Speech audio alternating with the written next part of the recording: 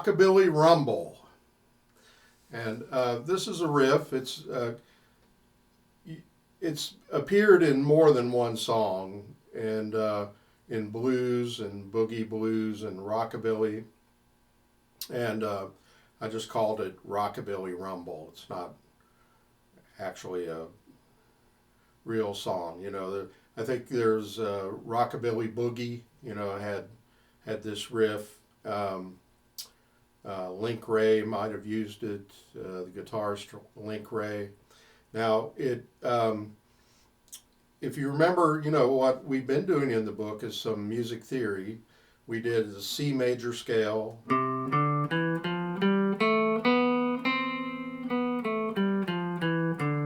Down here at the 3rd fret.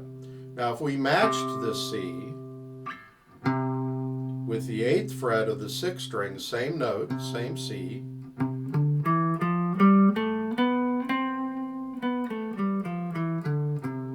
and that is sort of the framework that this Rockabilly Boogie is based on. It's not really a major scale, but it's the 2nd finger is the root, and that's the root of our major scale pattern, 2nd finger. So a lot of the riffs in this part of the book are going to be kind of sort of major scale-like, major scale-ish, and that's what the purpose of, and a lot of riffs fall into this pattern. And you can do like also, if you remember when we did the triad at the end, see?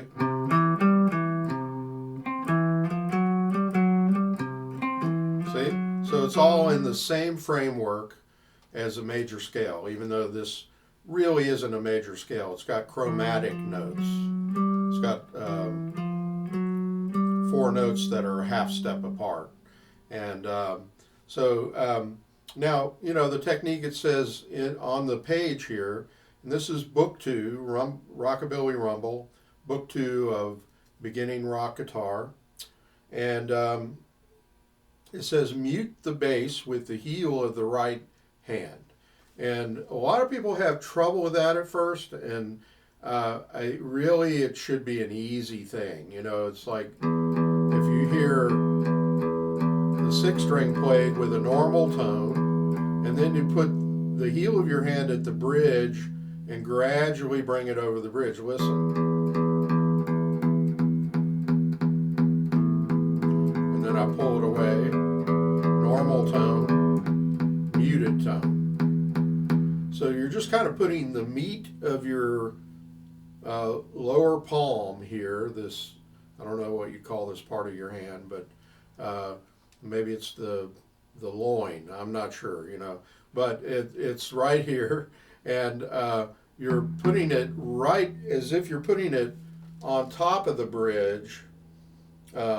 If you go over the bridge too much, like if I'm an inch or 2 away from the bridge, it's just totally dead, So you're just barely touching the string with the heel of your hand to mute the string, and it gets kind of a muted sound, like when a violinist or a cello player plucks their strings instead of bowing them. They call that pizzicato. And so this is kind of a pizzicato effect on the guitar. Pizzicato. Okay?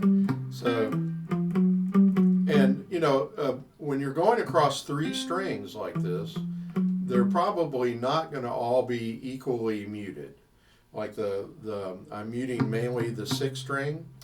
The 4th string, and I'm pretty good at it, so I can sort of move it over a little bit and mute and get a pretty good mute on all the notes. But you might find that your 4th string doesn't sound as muted. But you can work on that and just kind of, shift it around a little bit. But you're just sort of moving the palm of your hand on the bridge, and that's an effect that you often hear in surf music, like the Ventures, or I don't know, For some reason, I can't think of the group who did Pipeline.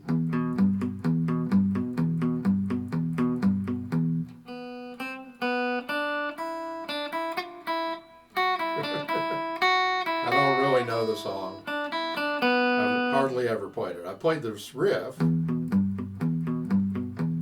but that's a surf song from way back, Pipeline. And so anyway, the muting effect is kind of cool, you know, and it's something that you can work on, and don't worry about it. I mean, if you feel like it's just really hard to do, just play around with it. Play with open strings.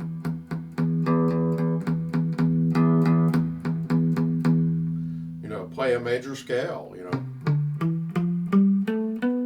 Mute it. That would be a good warm-up for this riff. Just thought of that, you know. I'll suggest it to my students. So I'm going to play through it one more time. It's really not, there's not really a lot to talk about. There's a string skip. Now, if you have trouble with that, you know, that you might have trouble with that, try to just work on the first three notes. And it is a little tricky because the first three notes of the riff are on three different strings. And I've had a lot of students have trouble with that, and that's the beginning of the riff, so you're just getting started in the riff.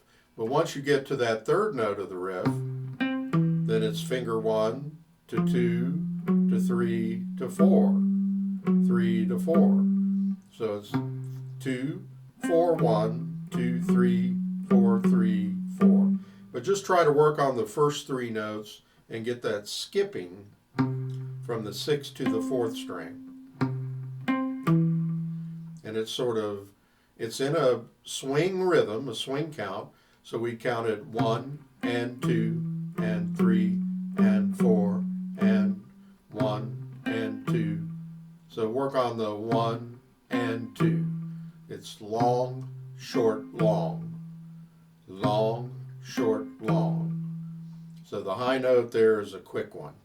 And that'll help you get started. I'm glad I thought about going over that because I've had a lot of students they just get tripped up on those first three notes. But once you get it and you've done it a couple of times, then you'll get the hang of it. You know, so I'm going to play it through it one more time. I'll go ahead and do the repeats. Why don't you try it with me, okay? I'll count it off. 1, 2, 3, and 4, and 1.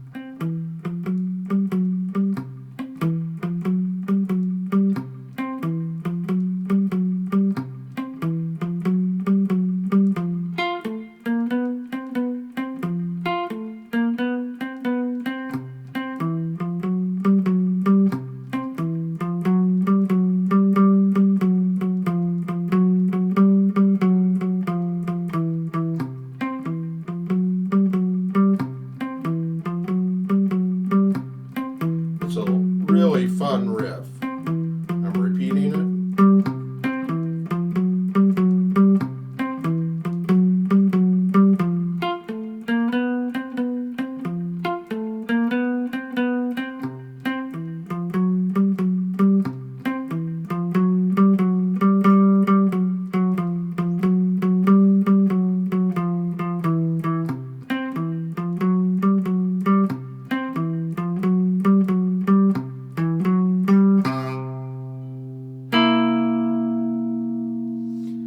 Oh, and I did forget to talk about this chord at the end. This is also another thing that can easily trip you up.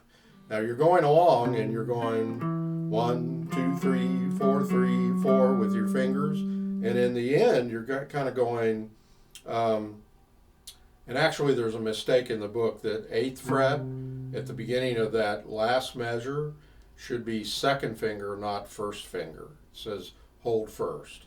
But it's, so you're going 2nd finger, 1st, 3rd, 4th, and then go to 1st finger and you hold it this time. And that's the bass note of this chord. And you've got a chart Actually, there is no chart there, but it's finger 1, finger 2, and finger 4. So it's first finger, skip a string, second finger, both of them on the 8th fret of the 6th string and the 4th string, first finger, second finger, and then pinky. You would think 3rd finger, but don't do 3rd finger. Do pinky on the 3rd string, 9th fret. So fingers 1, 2, and 4. And so you're starting that measure with the 2nd finger and ending with the 1st finger on the same note. So it's like 8, 7, 9, 10, and then 1st finger on 8. And hit that and let it ring when you hit the other 2 notes of the chord. It's really a 3-note chord. You could hit all 3, but the way it's written here, you're hitting the bass note and then the treble strings separately, and it's kind of a nice ending. So the last 3 measures is the normal riff. Sorry.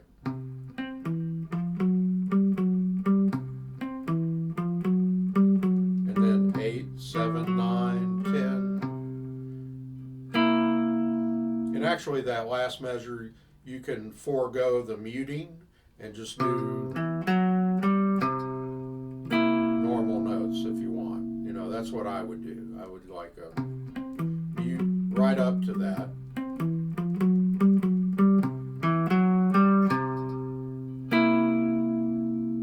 Okay?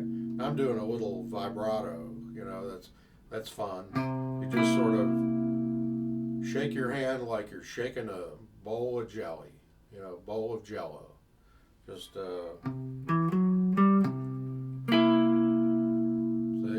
and just do kind of a groovy rhythm, and you'll get a nice vibrato on that. So that's Rockabilly Rumble, okay? And yeah, I did hear that on a modern rockabilly. I mean, it was probably from the 80s. It was Robert Gordon doing his version of Rockabilly Boogie, and it had that riff, and I think it was Link Ray playing it was faster than this. It was something like, it was probably doing down and up strokes. We're doing all down strokes for now on this. Okay, so have fun with that, and like this video and subscribe to this channel, and also like my like my Facebook page. Yeah, you like a Facebook page, John Hedger Guitar Studio. Thank you.